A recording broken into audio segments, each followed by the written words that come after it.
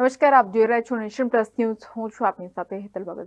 તિલકવાડા તાલુકા ICDS કચેરી ખાતે પોષણ માહ પૂર્ણાહુતિ કાર્યક્રમ યોજાયો હતો.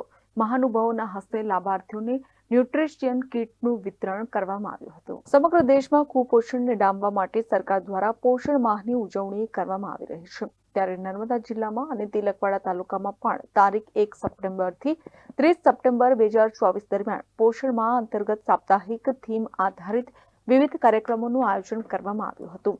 જેમાં પ્રથમ અઠવાડિયા દરમિયાન પોષણ વાટિકા સંદર્ભે આંગણવાડી કેન્દ્રો, શાળાઓ, પંચાયત અને જાહેર સ્થળોએ વૃક્ષારોપણનો કાર્યક્રમ કરવામાં આવ્યો હતો.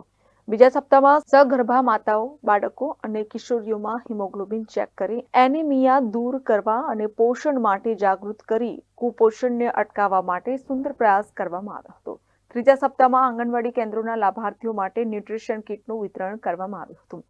જ્યારે ચોથા સપ્તાહમાં તાલુકાના વિવિધ આંગણવાડી કેન્દ્ર ખાતે તંદુરસ્ત બાળ હરીફાઈનું આયોજન કરવામાં આવ્યું હતું. આ કાર્યક્રમને 1 માહ પૂર્ણ થવાના અવસર પર તિલકવાડા તાલુકા ICDS કચેરી ખાતે તાલુકા વિકાસ અધિકારી અતુલભાઈની અધ્યક્ષતામાં પોષણ માહ પૂર્ણાહુતિ કાર્યક્રમ યોજાયો હતો.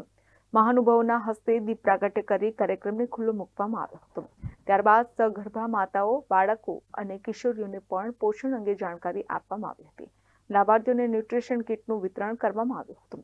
આ કાર્યક્રમ દરમિયાન તાલુકા વિકાસ અધિકારી અતુલભાઈ, તાલુકા health officer doctor Subodh Kumar, CDPO Asmitaben, પૂર્વ સરપંચ અરુણભાઈ તડવી સહિત લાભાર્થીઓ મોટી સંખ્યામાં ઉપસ્થિત રહ્યા હતા. 1 સપ્ટેમ્બરથી 30 સપ્ટેમ્બર સુધી ગુજરાતના તમામ જિલ્લાઓમાં, તાલુકામાં, ઘટકમાં પોષણ માહ ઉજવવામાં આવે છે. પોષણ માહમાં ઉજવણીમાં રેલીઓ કાઢવામાં આવે છે, સ્વચ્છતા વિશેની સમજણ આપવામાં આવે છે. આજે 30 તારીખ છે. આજે પોષણ માહનો છેલ્લો દિવસ છે, જેમાં સેજા કક્ષાએથી જે 1 થી 3 નંબરમાં બાળ તંદુરસ્ત હરીફાઈ કરીને જે બાળકોને નંબર આવ્યો છે તેમને ઇનામ વિતરણ કરવાનો દિવસ આજે કર્યો છે. આ સાથે સાથે પોષણ માહ અંતર્ગત પોષણ મેળા બી કરવાના આવે છે, જે અંતર્ગત આજે આપણે વજીરિયા 1 સેજાનો પોષણ મેળો કરવામાં આવ્યો છે, જેમાં બાળકોને બોલાવીને, માતાઓને બોલાવીને પોષણ વિશે એનિમિયા દૂર કરવા માટે આપણે શું ખાવું જોઈએ, શું નહીં ખાવું જોઈએ અને શું પ્રવૃત્તિ આપણે સ્વચ્છતા માટે આપણે કઈ કઈ બાબતો ધ્યાન રાખવી જોઈએ એની સમજણ પણ આ પોષણ માહ દરમિયાન લાભાર્થીઓને આપવામાં આવે છે. સાથે સાથે ગ્રામજનોને બી આપણે